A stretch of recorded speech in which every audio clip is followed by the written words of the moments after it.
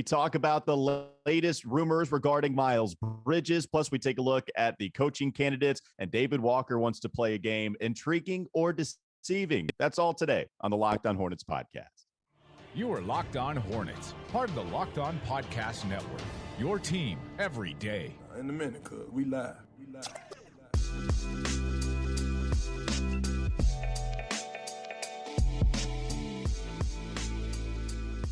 It's Locked On Hornets. We're part of the Locked On Podcast Network. It's your team every day. Thanks for making us your first listen. We're free and available on all platforms, including YouTube. You can follow us on Twitter at Walker Mail, Doug on Twitter at Doug Branson LOH, David on Twitter at David B. Walker, and the show handle at Locked On Hornets. David, fun Friday. You got another long text for us, intriguing or deceiving. You're trying to trademark a new game, and you have some thirsty for questions. Hornets content. Very thirsty, and you have some interesting questions to ask. So I'm excited. How excited are you to play this new game? I'm so excited. I'm staying up all Thursday night now, guys, just trying to get these texts out, just trying to get the content machine flowing. I think we're onto something. I think we're grooving. Yeah, I think you're on to something, and we're just going to reap the benefits of it. Thank you so much for that. So we'll play that in the next segment. But first, we got to lead off with Michael Scotto of Hoops Hype. He actually had a conversation with Rod Boone of the Charlotte Observer, somebody I imagine everyone knows well.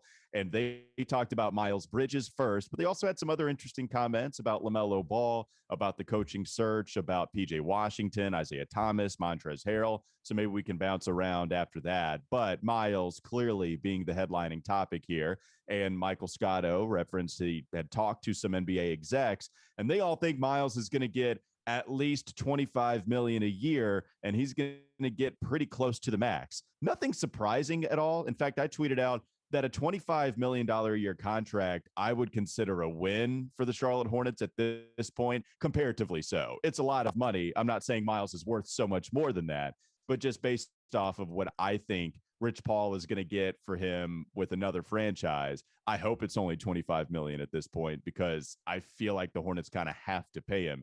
Doug, we'll get to you in a moment. David, what do you think about Miles Bridges with the Michael Scotto reports that 25 mil is about what is going to be pretty much the low point that he's going to receive out there in restricted free agency? Yeah, I'm going with the Doug Branson school of thought. It's not my money, right? Like, we don't care anymore. But to your point, they have to pay him. I mean, we joke about that, but I think that's what it comes down to on this one. They have to pay him at this point. They simply can't afford to put this in a situation like Kemba, totally different time frame and everything. But this time around, I think they've got to pony up. I mean, really, he bet on himself, and it's going to pay off for him, but they can't afford to lose a guy that they've, brought up through the system, clearly clicks with LaMelo, both on and off the court, right? So I don't think they have much of a choice here. They just got to hope that they don't hold him over a barrel too much. Doug, you don't necessarily think that, right? Like, you're kind of moving on if he gets too north of what, like 28? See, this is so Doug, though. He doesn't care about the money until like what happens now. So yeah, what's the difference here, Doug? I don't care about the money, but I care about the value. I care about the years, really. Well, so I got to get a couple things out of the way. First of all, we're on YouTube live. So if you've never checked us out live, we typically do it on Fridays around this time. I got some shout outs on YouTube. Deldrick says, let's go. Never catch you guys live. Shout out to Deldrick. Thanks for joining us. Thanks. Amber joins us a lot. Hello from Waverly, South Charlotte in the Hive. Luix, I hope I'm saying that it's Luixx. I'm going to go with Luix there. Nice. He's often on the chat, says good day from Chicago. So we're going to get back to the chat. Another thing, I'm kind of shouting right now because there's a lot going on in my neck of the woods. I've got people out in front doing yard work. I got people across the street redoing their roof. I've got people across the way doing construction on God knows what. So I got a lot of noise going on right now. So everyone, just bear with me. We have to go live right now because I am celebrating the 9th year of being married to producer Katie. Shout out to one of the best producers of family and show that there is, producer Katie. Out. Yeah, big time shout out. So we have plans for later today, so we have to go live now. Otherwise, I would have delayed until all of this madness is out of here. Okay, I've gotten all that out of the way. Okay. Gunna on the chat says good morning. Moto says first time here. Justin says yo. MK says love the live. Danny on the chat says that's so Doug. I think he's referring to the fact that I'm completely flip-flopping on. Yeah, Thank you, that's kind of what I think. Well, that's you can never be wrong if you always take the position that ends up being right. It's true. That's wisdom that I'm sharing here on a Friday. I want to go to this report. So I think there's a lot of interesting things in this report beyond the 25 million annually number. There's some insinuations that like you want to keep LaMelo Ball and Miles together. That's important because Miles does some things offensively that are complementary to LaMelo. So I think that's a big deal. I think this is what lands me on the side of keeping Miles is that this executive saying that these kind of players, these strong wings that can get to the basket at will, are hard to find. They're kind of like the defensive centers that we're going to be searching for. There aren't a lot of these out there, and that's why Miles is going to drive a hard bargain because he is such a commodity. And the other thing is that you drafted this guy, right? And he's your leading scorer. And there was one funny part in this report. There's one funny part in this report where Rod Boone brings up the fact that you should pay your leading scorer the most money. And it's like, Rod, that's not what we do around here. That's not the way things work in Charlotte. We never pay our highest scoring player the most money. That's just not what we do. But it would be a nice change of pace. So you are now firmly in the camp of keep Miles Bridges, kind of no matter what. Like, okay, well, here's the thing. Well, no, I understand what you're asking, and I'm going to answer your question. I will answer it. I will answer it like this. I'll start by saying this: multiverses are big right now. Okay, I don't know if you've seen. There's this the movie that I'm going to see tonight with producer Katie. It's called Everything Everywhere All at Once. I believe I got that title right. It's a multiverse movie. Is it about you? I think Everything Everywhere All at Once. That's right. So it's sort of that's sort of describes my state of mind right now. And then also, obviously, Multiverse of Madness is out right now for Marvel. The big Doctor Strange. I almost said Doctor Strangelove, but it's just Doctor Strange. Anyway, what I'm saying is multiverses are big right now. So I think it's amazing from you. Very quick. First timers. This is it, guys. This is an amazing segment. Even for Doug. Go on. What I'm saying is, in one universe, I'm very for this deal, and in another universe, I'm scared of this deal. And so I don't know. I kind of hop from universe to universe, day to day. That's where I'm at right now. It's all, wow. I mean, look, Doug has given us those segments before, and yet I don't know if it was quite to that measure. I just have no clue where Doug sits. I don't know what's going on, and I appreciate all of it at the same time. Thank you for all of that. I think that there can be one universe that exists where you can feel that you want to bring him on and still be very scared of a $30 million a year contract for Miles. Yes, it scares me too. You have to find a way to move off of Gordon Hayward.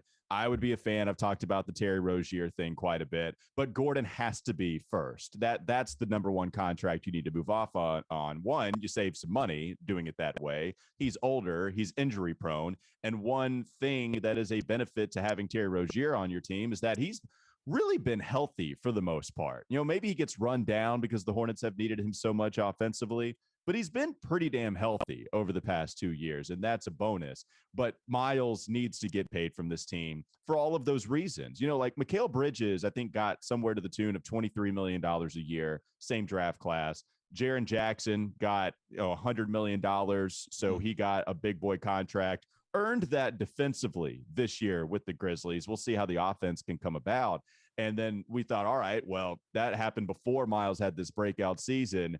Maybe Miles, is he going to get like 20, even with an improvement? And then he shoots way up past that. 30 is going to be too much. I'm not saying that's the kind of value that he is right now, but with LaMelo, with having a homegrown player, plus I just want to bet on players that are going to work really hard in the offseason that it's over the top. It's a great point. And I think Miles, even something here clicked for him. He got to the foul line. He realized, oh, I'm just bigger and stronger than everybody trying to defend me. I'm going to go take it to the basket. I'm still going to shoot 60% with inside the 3-point line and shoot free throws. And something clicked where he can just be a monster in space more so this season. I like all of that. I'm keeping Miles Bridges, even if it is a little scary and it might hurt your payroll. One more thing on this from me is that I think you're right on the $30 million number. That scares me. And here's what I also think. I think if a team like a Portland, which was mentioned in this report as needing some of the things that Miles Bridges gives you, if Portland or if another team does come with a max contract and the Hornets get close, I think Miles would sign. You think Charlotte. A little discount, a little, well, because look, Miles understands his value, and so I don't think you can't shortchange him. But I think if it's a couple of $1 million, he's going to pick. I think he'll pick the Hornets. Why? Because I think he likes playing with LaMelo. Yep. I think he likes this core unit. I think he enjoys Charlotte and this franchise. I think he would stay. Yeah, they've got to be selling that too, right, guys? They've got to say, hey, look, Miles, we're trying to build something here. We're not going to insult you with an offer, but if you can, do us a solid here, take a few million less. It's a dangerous game here. It is, but that's what the negotiations are about. I'm not saying that they end up on that, but yeah, I mean, I think that's possible. If he's weighing a place like Portland, which is just kind of a mess right now, and Charlotte that's clearly building towards something, that's got to be in their favor. We'll see who the coach is, when all these talks commence and take place. But I think the LaMelo piece, I've said from the beginning, that's going to be a huge check mark in their column for keeping Miles. Well, yeah, it's interesting too. We haven't really talked about this factor when looking at next coaches, but as far as what coach wants to come in and be that guy for the Charlotte Hornets, I wonder how much of that is contingent on the Hornets keeping Miles. How much are those conversations happening? We're like, look, guys, I'd love to be the coach here. For maybe somebody established like Mike D'Antoni. Maybe he's like, look, I don't want to coach this team if you're just going to let Miles Bridges go. And then what am I doing here? What are you going to turn that into? It's not like you have a ton of cap space anyway. And are you going to keep Gordon Hayward? Is he going to be hurt? And then I'm dealing with this roster that's not going to win more than 40 games next year. So I wonder just how much that is a factor in some of these coaches. Even, Darvin Ham has been linked to a lot of jobs over the years. I feel like he's actually wanted to go to the right spot where maybe he's also had some say. Maybe doesn't have a ton of leverage because he doesn't have a ton of doesn't have any head coaching experience, but still can have some leverage in the fact that I've got it really nice over here in Milwaukee under Budenholzer. I won a championship. I could just stick around here until my right situation comes up. And if he's not guaranteed that Miles is going to be on the roster, and any other coach that feels that way, they just might not choose to say, okay, Charlotte's where I want to start my career. Or in some of a Kenny Atkinson or D'Antoni's case, that Charlotte's not where I want to continue my career. It changes the outlook for this team, right? It makes them have to go another step to figure something out. It feels like they've at least got slotted in LaMelo, Miles as building blocks, as foundations.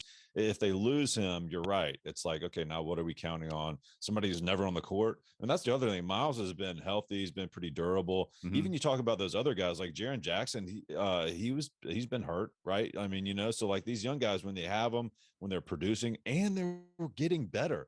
I mean, are we saying Miles is maxed out? I mean, I don't know. I mean, yes, this is a pay year, but I still think he's got room to improve and get better. Yeah. And it sure looks like he wants to. So I think you're counting on that when you're paying that money too, right? You're saying, hey, who knows what they work out in bonuses, but he's in the all-star conversation. He's in these conversations league wide, and certainly they're fun, right? They're fun as well. I mean, they're one of the more fun teams in the league because of LaMelo, because of Miles. So a lot going in his favor when they go to the negotiations.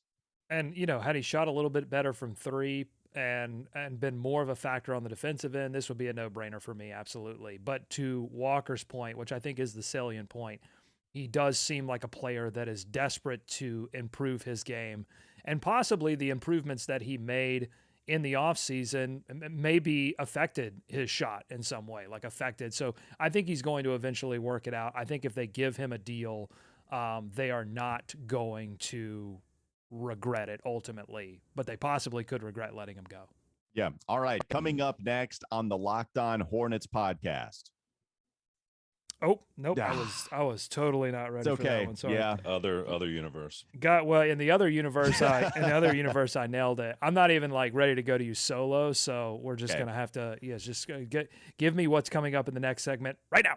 Okay, coming up next in the Locked On Hornets podcast, maybe we'll put together some of the other points in that conversation between Rod Boone and Michael Scotto. But then Intriguing or Deceiving will make its debut thanks to David Walker. Not before we talk about Built Bar, because you know summer is coming, and with summer you're going to need some food on the go. Built Bars are the perfect snack to take with you on family vacations. You can throw them in your bags and your kids' backpacks. You can make sure everyone has a bar, so you're fueled for your summer adventures, no matter what they might be. They're healthy for you. They taste good. They're low in carbs, they're low in sugar, they're low in calories, but they're high in protein and they're high in fiber. They really max out to about like 130 calories sometimes. I mean, you compare that to candy bars, it's just through the roof, the difference between those two things. Go to built.com, use promo code LOCKED15 and get 15% off your order. Use promo code LOCKED15 for 15% off at built.com. Let's finish up some of that conversation with Rod Boone and Michael Scotto. Intriguing or Deceiving? It's all coming up next. Locked On Hornets podcast.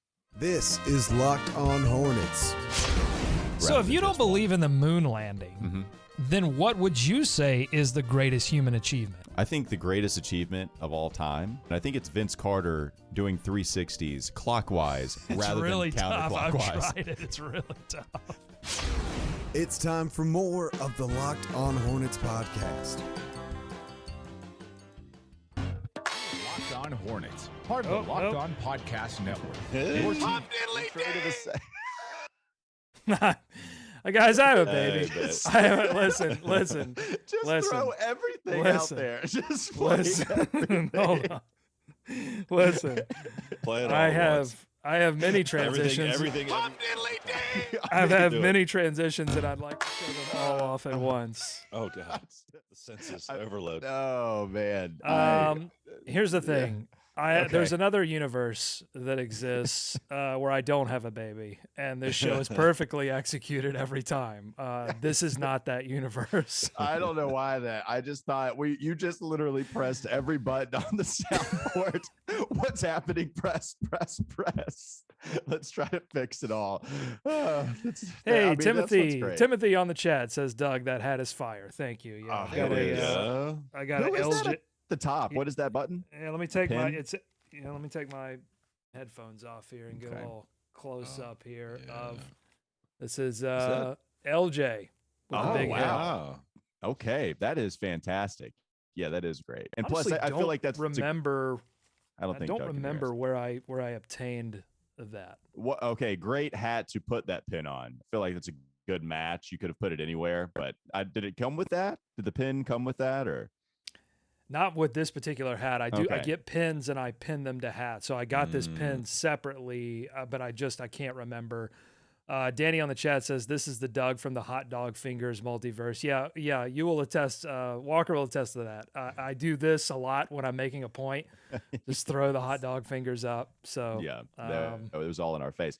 I was going to lead in before the graphic collage that he threw like Jackson Pollock. I was going to talk about my favorite things with this. It's like highfalutin reference. Yeah, there you go. I do love my favorite thing, a part of being the Locked On Hornets podcast, is when there is something really only pertinent to the show, like the Vince Carter reverse 360 dunk. And when that shows up on Twitter and then Doug quote tweets it and talks about how it's really hard. I've tried it. And I got my quote wrong. I realized when I listened back to that bump that we just played, it's really tough is what I said. I got my own quote wrong. Yeah, well, that's okay. It's really hard. It's really tough. People got it. People were liking it, and then people respond. Jimmy Brown, I think, responded with the moon bouncing astronaut, which was just great. And I remember when Myers Leonard went nuclear in the NBA Finals or Eastern Conference Finals, and then everybody was tweeting at us, "Hot shot Leonard." Like that is the best stuff. Can't say that reference took a dive. Can't play that anymore. Oh no, but it's still great. It's still Well, that's true. Yes, the soundbite then, it was great. All right, let's talk a little bit more. Just finish up some of that conversation between Rod Boone and Michael Scotto. They talked about the market for Gordon Hayward. They said Indiana was interested in a potential move for Domantas Sabonis. And if I don't know what would have been the sweeteners, if it would have been Gordon Hayward, PJ Washington, some kind of first round pick in exchange for Sabonis, that would have been interesting. But I thought that was something to note from their conversation. I think Michael Scotto is the person that brought that up. They talked about Isaiah Thomas and how badly he wants to be back with Charlotte. Rod kind of emphasized that. I've asked him a million times. He wants to be back. LaMelo loves him. LaMelo acknowledged himself that Isaiah really helped him. We saw that clip. I've referenced that a million times. Thought that was pretty cool. Okay. Can I stop there? I'm so totally on board with bringing IT back in some kind of team friendly kind of contract that doesn't kill their cap, and I'm sure they'll work that out. But the backup point guard position has to be addressed, and I think it has to be addressed with a lengthy defensive minded guard, not an Ish Smith. Right. Yeah. Well, IT I thought was so big. He can still score. I mean, he can still fill it up, right? I mean, I think he's going to be valuable there. But also, we've talked about it so many times, they need some older voices in that locker room. They need some guys that have been on the block and can kind of show them how to do things throughout the whole season. I mean, you kind of forget IT was only here for what? I mean, it felt like a couple of weeks or something. I mean, it was obviously towards the end of the season. So having him for a full offseason, having him in the locker room the whole way, I think would be a huge boost. And so, yeah, that'd be great. But yeah, Doug, I mean, how badly do they need? I don't know what names come to mind, Doug. All I could think of was Michael Carter Williams, and we don't want to go down that road again. I don't think it's okay. You got any ideas out there? I think there's some options that they could look at in the draft, but I don't know that would necessarily be plug and play. So yeah, I need to take a look at the market, but I would hope if it's there, they can figure out some way to make that happen. Because I thought it was a big, having to rely so much on Terry Rozier for backup point guard at points during this season was a detriment to the team. Well, and he played more point guard this season than he did last year, for sure. I think Basketball Reference credited him with more than 30% compared to the year prior. I don't think it was that much. Anyways, all right. So those were some of the other points between that conversation. Go ahead. Sorry, just jumping back to that. I mean, how interesting it is Indiana and Gordon Hayward, because I mean, if that's still a thing, I would hope those communications are still ongoing. I mean, well, that's that's the price you pay when you don't make that deal at that time. And I don't know how much Miles Turner was a part of that conversation, and knew we could just exchange injured player for injured player, except this one is going to be coming off of the books sooner in Miles Turner if the Charlotte Hornets would have received that, and it fills a need, and he's not 30, so there would have been. If Indiana really wanted Gordon Hayward, then that would have been the thing to do, but they didn't. And the one other thing we should mention about him real quickly is that when Scotto referenced his conversations with execs, they said it was about neutral value, that contract was, which if you're a Hornets fan, if that's true, I don't know how true that is with everybody, but if that's true, you're celebrating. I mean, all right, can we get some neutral value for sending Gordon Hayward out? Because they do acknowledge how good of a wing player he is. I mean, that's great. So if he's a good wing player, if another franchise thinks he's a good wing player, that the contract is like kind of brought down because of his injuries, but only to a neutral level, as I mentioned. Well, yeah, fantastic. Remember Mitch. I mean, that's what he's been selling all along. He's the best player on the roster, right? I mean, that's what we were theorizing. So my God, if that perception is out there, and it feels like we're really slamming Gordon at this point, but we just haven't seen him. He just hasn't been a part of the deal. And so problem is money for availability. He's a good player, and I think he fits really well with this team. Problem is money and availability. It's not about his overall ability, and maybe his not so much fitting with this roster. All right, you ready to play some intriguing or deceiving? At least half of it before we move on. You guys want to do that? I've been waiting to get to this. As soon as I read that text message, it's all about the coaching search, and we're going to start with Doug's boy, Mike D'Antoni. So intriguing or deceiving, Mike D'Antoni, can he unlock LaMelo Ball, or is D'Antoni past his prime offense only? Interesting. So is he going to pass his prime offensively?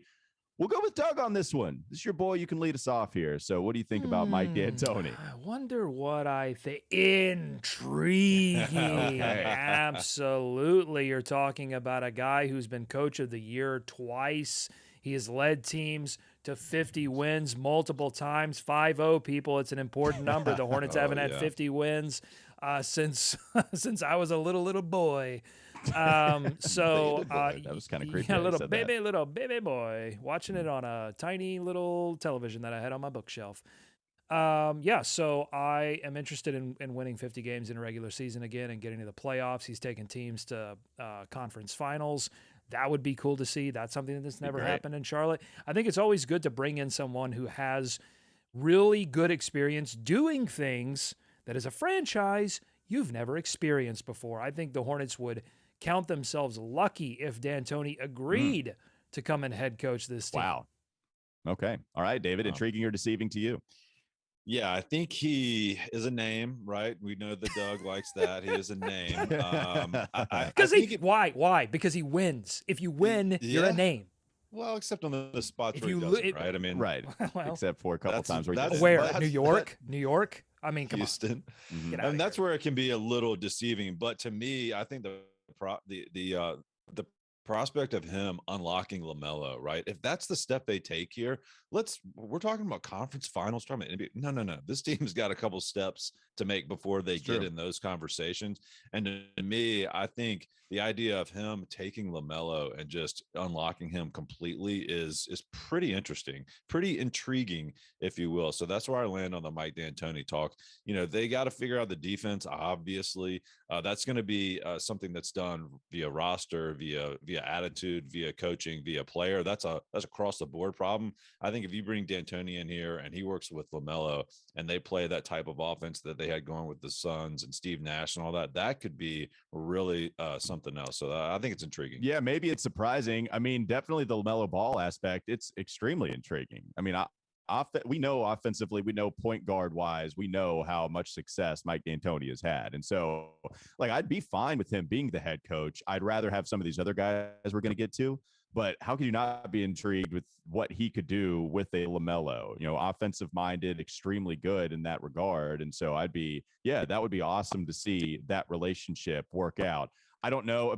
In that report, again, we'll go back to that conversation. I think Michael Scotto referenced that they're not sure if the Hornets would want to pay the money that it would take to get D'Antoni because, again, he is older. So you would have to imagine if he's going to come out and do this day-to-day thing, it's got to be worth his while, not only just based on the roster, but also based monetarily. Like, you got to go ahead and pay me a lot more money because I've already had my successes elsewhere. So we'll see exactly how that takes place. But yeah, got to be intrigued at least with those two, right? With that player-coach relationship, that would be fun to see grow. By the way, the guy who was credited with helping D'Antoni actually form a competent defense in Houston, Jeff Bzdelik, is Bzdelik is available. Was last the associate head coach of the New Orleans Pelicans, but was not retained in 2020. So he's sitting around, got nothing to do. Hey, how about coming to help coach up a defense with a superstar in LaMelo Ball? That'd be great. I think that would be, what I think that would be? Intriguing. It would be intriguing. And it would be maybe getting you 50 wins. By the way, Jeff Bzdelik, coach of the Wake Forest Demon Deacons once upon a time. Wow. So he would be coming back. Michael Jordan would love an ACC intriguing guy there. Let's move on to one more and then move on to the next segment. Darvin Ham, intriguing or deceiving? Has he learned enough from Bud over the years? Or are you really asking the question, what's taken so long? So which side of those two questions do you fall on? David, we'll start with you. What's intriguing and what might be deceiving about Darvin Ham? Yeah, well, you hit on it a little bit earlier. Maybe he's just trying to pick his spot, right? I mean, he's been a name on the rise, and he's been a name in a lot of these conversations for a couple of years now. I mean, I first knew him when he shattered the backboard on Carolina. And I think a lot of people know him that way, yeah. Darvin Slam, more like. Yeah, but the thing I think that's intriguing about Darvin Ham coming into this locker room, it seems like today, more than any other time maybe in NBA history, and that's just based on, the years going by, is these guys really respect former players. And I think there's voices carry a long way. You see, Willie Green in New Orleans and throughout the league, a lot of these former players are coming in and have an instant credibility. You know what I mean? So if they're going to go that route on someone that has not been a head coach, I think that would be a good play. Not to mention, like I said, he's getting mentioned in all these coaching searches. So I think Ham would really be someone who could come in instantly, be the older voice, and be the teacher at the same time. So I think that's an intriguing part of his prospects. Doug, how intriguing do you find Darvin Ham, despite him not having any head coaching experience? Well, I think it's intriguing, as you said, that he hasn't been a head coach yet.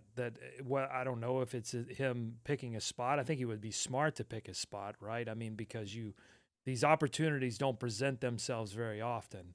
And so, and I think that first head coaching position can really mark you as someone who can either build a successful team or not. And really, we've seen head coaches come in who were assistant head coaches for a long time and had that reputation, and they get that first job, and it doesn't necessarily work out for reasons that are outside of their control, and then they struggle to find another job as head coach. So I think he does have to be selective.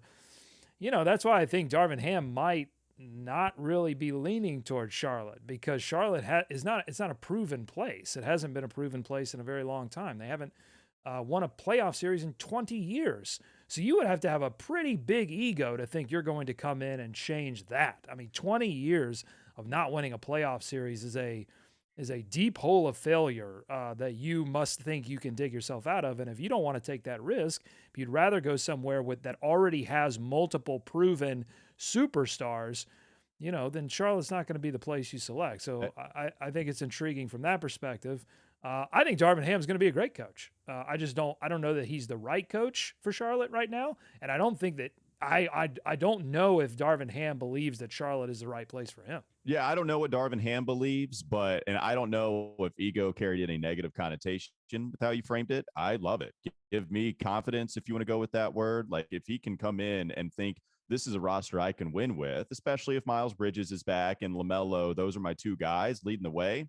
Hell yeah, man. Like, let's go ahead and go at it. I like all of the different aspects. He's helped with teams. Darvin Ham got his start with the Lakers and player development, so he checks that box. And then he goes on with Mike Budenholzer, has had success with two different franchises under Bud. If you look at the coaching tree under Mike Budenholzer, so it's kind of like Greg Popovich, and then you go on this branch, Budenholzer, and then this branch, you have like Quinn Snyder a little bit, and maybe Darvin Ham.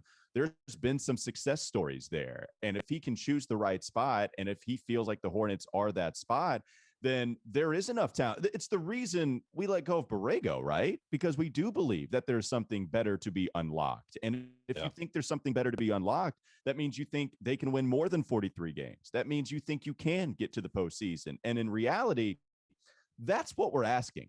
We're asking to get out of the play-in tournament and get to the postseason. So you don't even have to come in and think, I'm going to win this postseason series, move on to the second round right out of the gate. We're just asking that you get to the playoffs. And if he feels like he can do that, because the fan base has made it clear, fan base majority, so they think that this team can get to the playoffs. I think the front office feels like they can get to the playoffs with the roster at hand and maybe some fine tuning. And if that's the case, I think Darvin Ham is that guy. Color me intrigued. All right, we're going to move on to the third segment. We're going to give Doug enough time, because he has a baby, to get ready for the transition to this next segment. So coming up next on the Locked On Hornets podcast, a part of the Locked On Podcast Network. Hum diddly dee!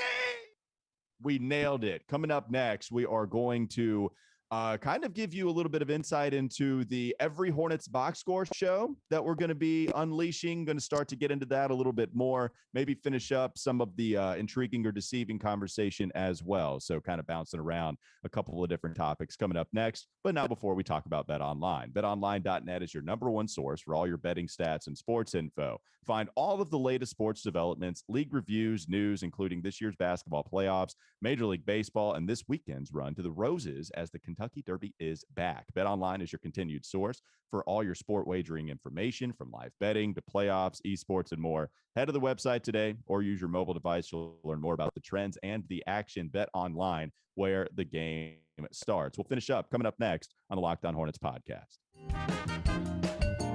This is Locked On Hornets. We need Mitch Kupchak to throw a party like Sam Presti. Can he party like Presti?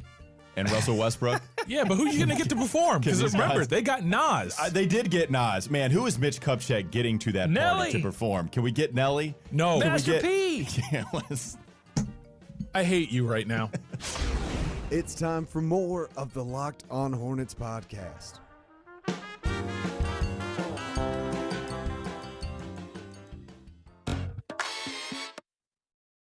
All right, Doug, did you want to read some comments before we maybe try to go rapid fire with these next intriguing or deceiving questions? I know you like to scroll. We haven't given you your scroll time, so why don't you go ahead and have that. Scrolling. Tony Davis, shout out Tony on the chat saying Rajon Rondo would be great for Ball as a backup point guard. Okay. Oh, Denny Schroeder, I think, is going to be out there too. Schroeder. I think he's going to be out there as well. Could be. There's some kind of an explosive personality. Yeah, there's some. Yeah, you're going to take some risk there, but another somebody that can play defense. Let's see. Someone in the chat. I got to scroll a little bit to shout them out, but someone did ask which of us, out of us three, who would be the best coach, best head coach of a basketball team.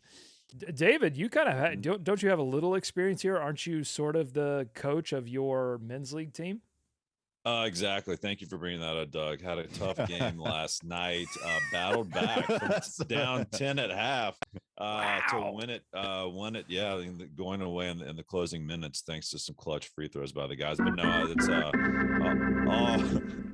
all credit to them. I think I've actually settled into more of an assistant role. So I think maybe, I mean, Doug, I like how you captained the ship. Walker's got the more of the playing experience. I don't know. I would be more of the assistant. I think just kind of the man behind the scenes. I just go back to architect. There you go. You can do that. I like Doug's tweeting the other day about Ja Morant when his answer was just go get a bucket during one of the late game situations. I like everybody gathering in a huddle, Doug Branson getting out his clipboard, breaking it, throwing it to the fans and saying, hey, just go get a bucket. And then them doing it and crediting Doug Branson with the excellent X's and O's draw afterwards. I think Doug Branson should be the head coach of whatever team we're all going to be a part Let's of. do it. Let's do it. Well, I'd rather break it over my knee than be like Doc Rivers and everybody like take pictures of him in these like clutch huddles with nothing on the board. Just this guy's got no ideas. He's out of ideas. Yeah, and go ahead, Doug. Did you have something else on the coaching front for all of us? Well, I was just going to say I don't think I would be a great head coach. I'm an idea person. I'm creative. I'm all over the place, but like I don't know that I can I'm not a great organizational person, so I don't know how pull well it together. I would do it.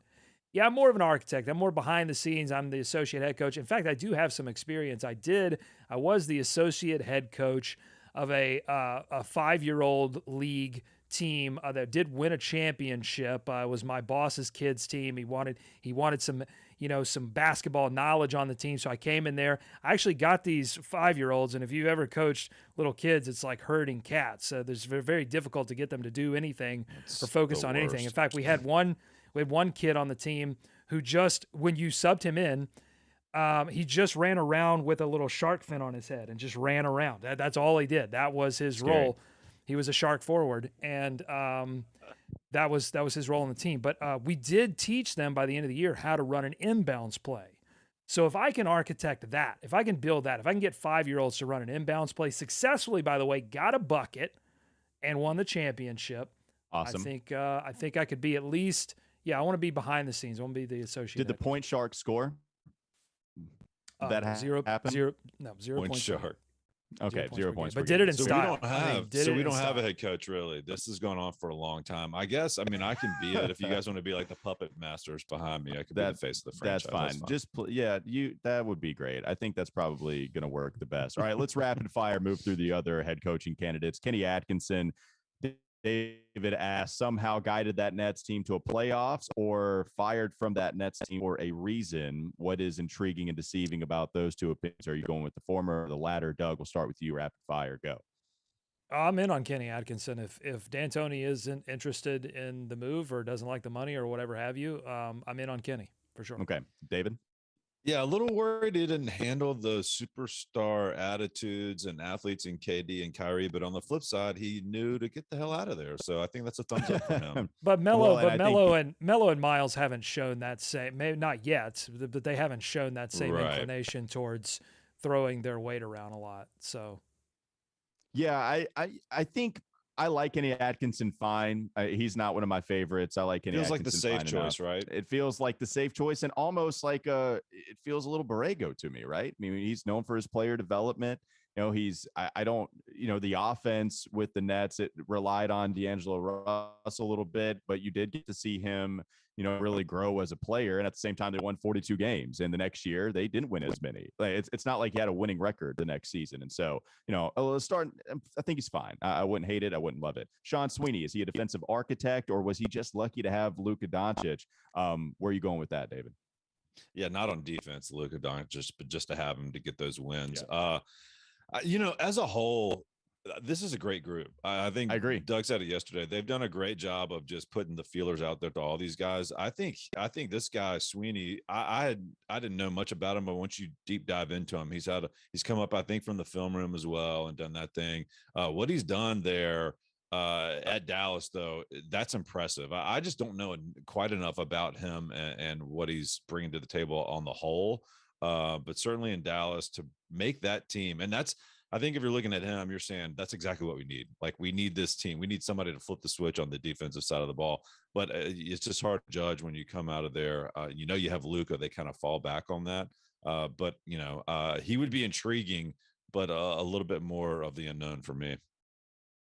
Yeah, it's totally too unknown. I respect everything he's done. Come on down and be Mike D'Antoni's defensive coordinator, and again, D'Antoni's older, and this might be his last rodeo. Doug has a favorite. I think that's clear. I agree. I think there is somebody that Doug would rather go with. Love Sean Sweeney. Love the fact that he was credited to be the sole defensive architect of their much improved defense in Dallas. Plus, I kind of like that he saw what it's like to be a coach on a staff that has a superstar that's also really young, that also had some volatile moments last year. That's the reason for Rick Carlisle ousting, where he decided, you know what, I'm just going to hang it up. So he got to see what worked, what didn't work. Love Sean Sweeney, would welcome that hire very much so. Color me intrigued. Last one, Quinn Snyder. Are you out on everything Jazz, David? Proven success, flirting with the Lakers? Did Utah implode? Where are you on the intriguing or deceiving debate surrounding Quinn Snyder? Yeah, I did say I was out on all thing Jazz. I may walk that back just a touch. Going to the other universe. Especially, yes. I'm going to the Gobert verse. I'm not sure what's going on with Quinn. Is he flirting with the Lakers? Is he having this hip surgery to kind of put things in limbo? I don't know. I mean, the proven success is there. For me, it doesn't quite feel like the right time for Quinn to come in here. It feels like he would be biding his time more for that Spurs job, perhaps. So just too many right now for me and Quinn to commit. Where are you going, Quinn Snyder, Doug? You like Quinn? Yeah, I think Quinn's interesting. I'm kind of now thinking that he may be, after being in Utah for a long time, I think Quinn, I wonder if he's just ready for like a really high profile job. I'm just not sure that Charlotte is high profile enough for Quinner. So I'm not out on Quinn Snyder. I think he'd be a fantastic coach. I'm out Ties on the area. I'm out on I'm out on the idea that Quinn would be as interesting. I think we'd be hearing more about it by now if he were going to be the name. Yeah, I don't think he's going to be the name, but I like Quinn Snyder. I think a lot of that Utah implosion was Donovan Mitchell and Rudy Gobert's rift. And I think, they just relied so much defensively on Rudy Gobert. Some personnel decisions they made didn't necessarily help them out defensively, which is ultimately their undoing. All right, try to make this quick, I guess. We're going to do a selection show for our next box score that we're going to analyze, a part of the every Hornets box score show. And yes, that is not some kind of term that, well, it's not literally every Hornets box score. No, but Doug's goal over the next however many years is to go through every single Charlotte Hornets box score. Doug, why don't you take us away for this next segment? Yes, this will be part of the Locked On Hornets podcast. It's powered by the folks that have been with us on patreon.com for a long time. We'll throw a link to that in the description if you want to support the production of every Hornets box score. But it'll be part of this Locked On Hornets universe. And essentially, we're going to select one box score for this first season. We'll do a season of these shows. we'll select one box score from 5 different eras of Hornets basketball, beginning with the early Hornets era. It makes up about 587 games. All total, I think we're looking at close to 2,500 games at this point. The only season is this last season that we just had. I didn't include that in the very last era. And so I thought today, we're working on this project. It's going to take us a little while to put together, but I thought I'd introduce the idea. Every Hornets box score. We are going to eventually get to every one. David, Walker, and I will look through the box score. We'll examine some things. We'll dive deep into some conversation pieces that we want to dive into. I hope to pull some of these more obscure characters in Charlotte Hornets history into some of these shows. We've interviewed Dave Hoopin Hoppin. I hope to do some more Hoppin type interviews where we bring, 9th, 10th, 11th players on some of these Hornets teams to give us their perspective on not particularly that game, because these players don't often remember a October or November or January game in 1992, but to at least give us some perspective on that era. So we'll really dive into this offseason to get some perspective on the history. So for this episode of the show, let's go to the screen share. Nice job. And I've got my fancy wheel that I've developed here for Era 1. And if I pull Look at that up, thing. Wow. so this Those goes are from numbers? the very first Oh game, my November 4th, 1988. Scroll, It's all a the way lot of down scrolling. to 0504, 1995. So this takes us through this like first Muggsy, LJ, Zoe era, and then we move into the late Hornets era once some trades start to happen and we move past the LJ Zoe era of the Hornets. So if you gentlemen are ready, and if the people on the chat Very are ready, Yes. we will spin this wheel and officially declare the very first box score that we will look at as part of every Hornets box score. Here we go. Look at that. This is so exciting. Which will it be? What's it gonna be? There's so many. Ah. Can't see it. Oh, Nine- boy. 89, going early. Yeah, there we go. Let me get some fanfare here. 1989, super early, February 5th, 1985. So we can go ahead and just like take a look at this box score. 1989, scrolling. You have Feb- a spreadsheet for every game. I want people to understand just how insane, amazing that is. I mean, you have every box score. I do. Yeah, each sheet. So I've got late Hornets. I've got the Bobcats is era 3. Era 4 is the death of the Bobcats. And then era 5 is the Hornets return that takes us 2016 to present day. But going back here, what did I say? February 5th. Here we go. Cavaliers versus the Hornet. Oh, man. This is going to be a defeat. That's unfortunate. Elite logo game. Rough one. Cavs is a great logo. Yeah, Hornets great logo. Love the of original course, logo. it's classic. 110 to 91. Hornets getting off to a rough start in 1989. We Beat know down. those first couple of seasons were a little rough on the Hornets. And Come on, Kelly Trapuka. Is he playing in this game? We need Well, him let's. to Hey, step it we up. can. Puka had to play. We can find out. This was we, inaugural season, right? correct. So your starting lineup for the Charlotte Hornets: Michael Holton, Robert Reed, Oh yeah. Rex Chapman. Sexy. Huge. Maybe we can get him on the show. Huge social media star. That's the one to go for. Yeah. That would be. Kurt Rambis, currently I think trying to ruin Rambo. the Los Angeles Lakers. Yeah. We can ask him about his likes on Twitter if you want to. Oh, I don't. Maybe think so. not. Earl You can Cureton. Google that. But look at this. But look at this bench unit here. Bogues, Trapuka, Curry coming off the bench. Dave Hoopin.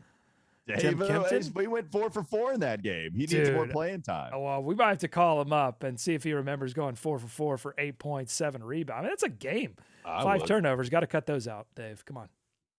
Oh yeah, that's a lot. Come on. Let's look at now. Come on, Hot Rod Williams. That's got to be Great top. nickname. I don't know. Is that a top Price, 10. Brad Doherty? It's a Price, Brad Doherty. Yeah, I need to zoom in, don't I? I'm a little. Yeah, I can barely see. Yeah, sorry. It's And, okay. and I'm going to struggle here. Let me see if I can bring up the screen share because I adjusted it for the actual wheel here. So let's do that. There we go.